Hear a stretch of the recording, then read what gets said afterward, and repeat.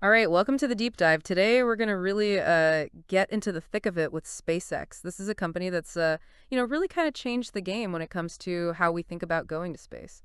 Yeah, it's quite the story. Yeah, and this is especially for you. You were the one who pointed us towards that Wikipedia entry on SpaceX, which is, I gotta say, a pretty awesome resource to, get a handle on a company as big and as important as this one, right? Absolutely. It tells us you're interested in really understanding their journey and the impact, the huge impact they've had on space exploration. Absolutely. It's I mean, if you want to understand anything about SpaceX, that Wikipedia article really is a great place to start. Like you said, comprehensive. Yeah.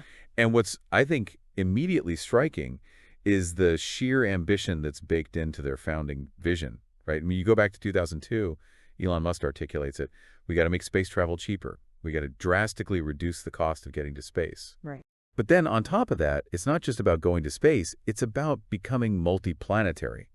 This idea of establishing a self-sustaining colony, a human colony on Mars. Yeah. And this isn't just some side project, right? This goal of going to Mars and becoming multiplanetary has driven so much of their innovation, their decisions. It's really the core. Okay, so let's break this down. Our goal today, diving into this Wikipedia entry, is to track those crucial moments in SpaceX's history. I think we want to look at the technological leaps they've made, particularly that reusability, the rocket reusability. Right.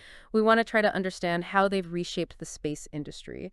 And, to do that, maybe let's just start at the beginning. What for you was really interesting about the initial inspiration behind it all? Well, I think what's fascinating is how, right off the bat, you see this focus on Mars with Musk. Yeah. It wasn't just some, pie-in-the-sky dream. He was actively trying to figure out how to get there.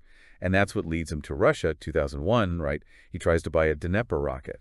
Right, right. And famously, that doesn't quite go as planned. The Russians, they're not really all that receptive to his overtures, right? No, no, not exactly warm and fuzzy. Right. But I guess, necessity being the mother of invention, this kind of seems like a pivotal turning point. I mean, on the flight back from Russia, the story goes that Maha has this realization, if I can't buy a rocket, why don't I just build my own company to build rockets? Exactly. And not just build any rockets, build them in a way that's fundamentally more affordable. So what were the key elements of that initial strategy that he sort of envisioned at that point? So what he did was he decided to take a few core principles, and these are pretty different from how the traditional aerospace sector operated, right? So you have vertical integration, bringing the big chunk of that manufacturing process in-house. Right. And this isn't just about saving money on parts, although that's a factor.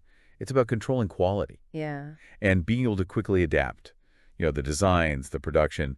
You need to be agile in a field like this that's moving so fast. Makes sense. And then, looking around, looking what other industries are doing, they thought, okay, well, let's use these commercial off-the-shelf components whenever Yeah. possible, keep those costs down. And then very cleverly, they drew inspiration from the tech world. They took this modular approach to software engineering Oh, interesting. and applied it to rockets. So imagine like, Lego bricks, Uh-huh. different parts of the rocket designed to be kind of self-contained with these standardized connections. So that makes development, testing, even upgrades so much more efficient.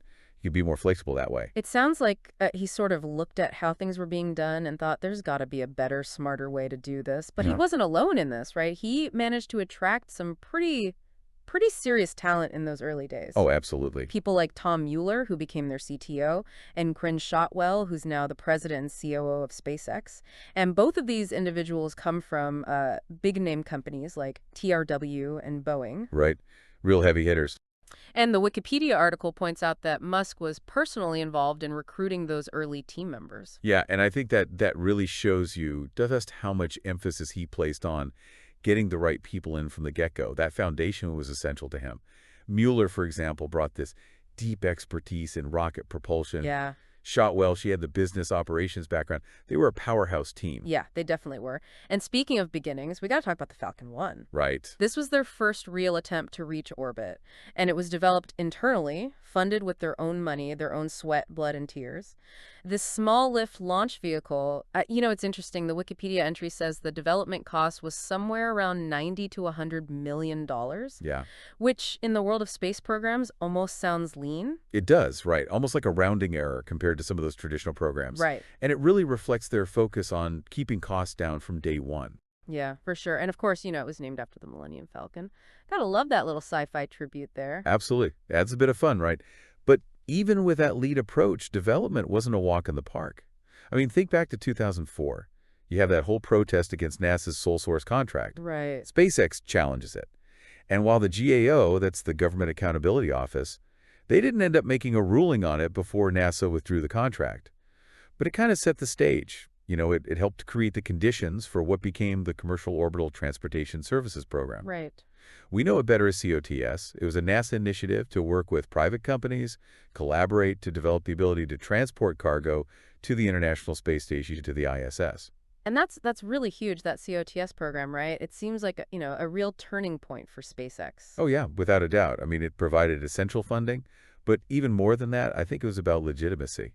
Validation from NASA. It was like, hey, we believe in you, we trust you. But it's still not, they didn't just get a free pass. It's not a smooth ride to success. Right. The Wikipedia entry, it details the struggles they had initially. I mean, those first 3 launches of the Falcon 1 between 2006 and 2008, they were failures. Right, right. And to make matters worse, this is happening at the same time that Tesla and SolarCity, two of Musk's other ventures, they were also facing some pretty serious financial difficulties. Yeah, not a fun time. You got to imagine the pressure he was under. It sounds incredibly stressful. I mean, you're pouring everything you have into these endeavors, and you're just hitting roadblock after roadblock. Yeah, and the article mentions, waking up from nightmares. Oh, I wow. mean, that really gives you a sense of what was at stake for him, just how much it meant to him. Yeah, no kidding. It's all on the line. But then in September 2008, they have that pivotal moment. The fourth launch of Falcon 1, it finally succeeds. Right, a moment of triumph. And reportedly, Musk then took what money he had left and split it. Half for SpaceX, half for Tesla. Wow, hedging his bets, but still incredibly risky. Oh, yeah, for sure. But then, a few months later, December rolls around, and NASA throws them a lifeline. A $1.6 billion contract for the Commercial Resupply Services Program. That was a game changer. Wow, talk about a save. It really kept the company alive. Yeah, and it makes sense then that after the fifth launch, they decided to retire the Falcon 1 and really focus all their energy on that larger, more capable Falcon 9. Makes perfect sense. And around that same time, Gwynne Shotwell is promoted to president, a testament to her role in securing that crucial NASA contract. Oh, absolutely. I mean, you need that strong business leadership. It's not just about the engineering, it's about strategy, negotiation, and she was instrumental in that. Right, right. So now we're shifting our focus to the Falcon 9, this reusable heavy lift vehicle. And what I find interesting here is that the Wikipedia entry mentions that they actually decided to skip the Falcon 5, go straight to the Falcon 9. Yeah, bold move. But I guess, once again, you see NASA's influence here. That commitment through the COTS program with a $278 million award, it really helped accelerate the development of the Falcon 9. And of course, you have that first launch in June 2010, and then the first operational Dragon flight later that year. Yeah, some pretty major milestones there. And it didn't take long for Dragon to prove itself, right? No, it didn't. I mean, in May 2012, it becomes the first commercial spacecraft to successfully deliver cargo to the ISS. Right. A historic moment. And what's even more impressive, early on, they were already cranking out a Falcon 9 and a Dragon every 3 months or so. Talk about scaling up production. Yeah, that's really fast. And their goals went beyond just cargo, right? Oh, absolutely. They weren't going to stop there. In 2011, they get a $75 million contract from NASA for the Commercial Crew Development Program. Right. That's the CCDEV program. And that was all about developing an integrated launch escape system for Dragon. It's a crucial step in making it safe for humans to fly in Dragon. And I guess, investors were paying attention because by 2012, the Wikipedia entry shows that SpaceX's private valuation went up significantly. People were starting to see their potential. Yeah, that confidence was building. And then we get to what a lot of people consider to be the truly revolutionary part of SpaceX's story: reusability. Right. The article mentions the active test program starting in late 2012. They had these vertical takeoff and landing prototypes. I mean, it almost felt like something out of science fiction was becoming reality. How did they even start tackling a challenge that complex? It was a massive undertaking. Those early tests at lower altitudes, they were all about understanding the physics. Yeah. How do you control the descent of a rocket stage? How do you land it safely? Then we start pushing it. High velocity, high altitude tests started in late 2013, and then boom, December 2015, they land the first stage on land. Yeah. And then April 2016, they nail the first sea landing on that drone ship. Of course, I still love you. I remember seeing those videos. It was just incredible. Absolutely mind-blowing. Yeah, and it wasn't just about landing them. They were going to fly them Yeah, again. exactly. March 2017, they don't just land a used first stage, they relaunch it. That's right, the SES-10 mission. Yeah, with the SES-10 satellite, and then they recover that stage again. It's like, next level stuff. What kind of impact did this have on the space industry as a whole? Oh, it was a game changer, no question. I mean, think about it. By October 2016, even before that first reflight, they were already offering a 10% discount if you used a previously flown Falcon 9 first stage. Right. That wasn't just a small price cut. It was a fundamental shift in the economics of launching stuff into space. Yeah, Suddenly, those expendable rockets that everyone else was using, they didn't look so good anymore. right, right. And this leads to a period of incredible growth for SpaceX, right? Oh yeah, they were on a roll. I mean, by 2017, they'd grabbed 45% of the global market for commercial launch That's a contracts. huge chunk of the market. And by March 2018, they have a backlog of over 100 launches, something like $12 billion worth of contracts. They were the leading global provider of commercial launch services. Yeah, they'd become a powerhouse. And it was all built on that reusability advantage. Right, They were making it cheaper, more efficient, but they weren't done. I mean, you see that diversification instinct kicking in again. 2017, they formed the Boring Company, right. a whole different beast, right? Underground tunnels, transportation. It showed that they were willing to think outside the box, explore new areas. Yeah, definitely. And then, in 2019, Starlink emerges. That first operationally satellite goes online that year. Right. And pretty quickly, it becomes a major source of revenue for SpaceX. Yeah, and it changed the game again. It wasn't just about getting to space anymore. It was about what you could do once you were up there. What kind of infrastructure, what kind of services could you deploy? And Starlink, this global internet constellation, it was a bold move. Yeah, for sure. And then, of course, they developed Starshield, the military version of Starlink. And that acquisition of Swarm Technologies in 2021 for over $500 million, and then they were clearly serious about satellite communication. Oh, absolutely. And I think the impact of Starlink is really worth highlighting here. I mean, it's not just about making money, although it's doing a good job of that. It's providing internet access to parts of the world that hasn't had it before. Yeah. And that financial success, it feeds back into SpaceX.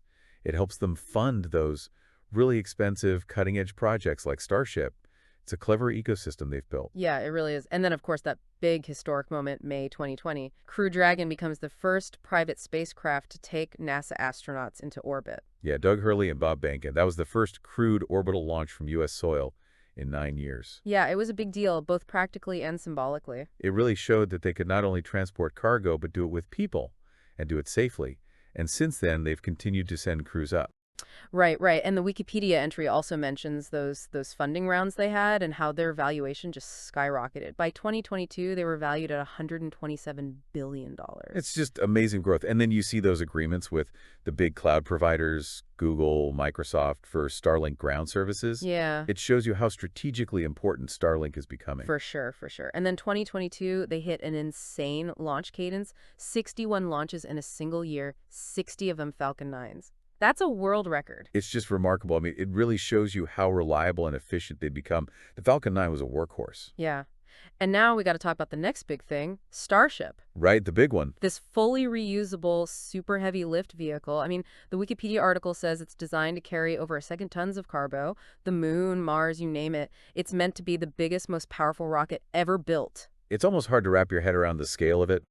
And all that development has been centered at their Starbase facility in South Texas. We've seen them go from those early prototypes to really consolidating all their construction and testing down there. Yeah, and that orbital flight test program, it's been a wild ride. It's had its share of, bumps in the road, but they've been learning a lot. Right, right. So the Wikipedia entry talks about those first 7 tests. Yeah, that first one, April 2023, mid-air explosion. But SpaceX, they called it a success. Yeah. They got the data they needed. Then November 2023, both stages explode during the second test.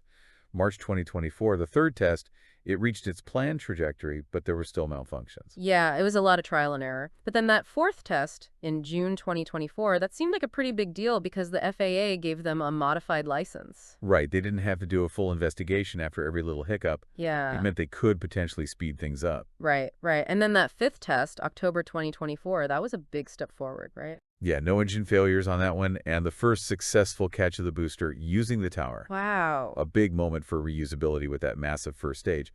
Then, November 2024, the sixth test, They had to abort the booster catch, but the ship did manage to do an in-space engine relight. Okay, progress. Yeah. And then January 2025, seventh test, second successful booster catch. But then they lose contact with the ship, and it apparently explodes during re-entry.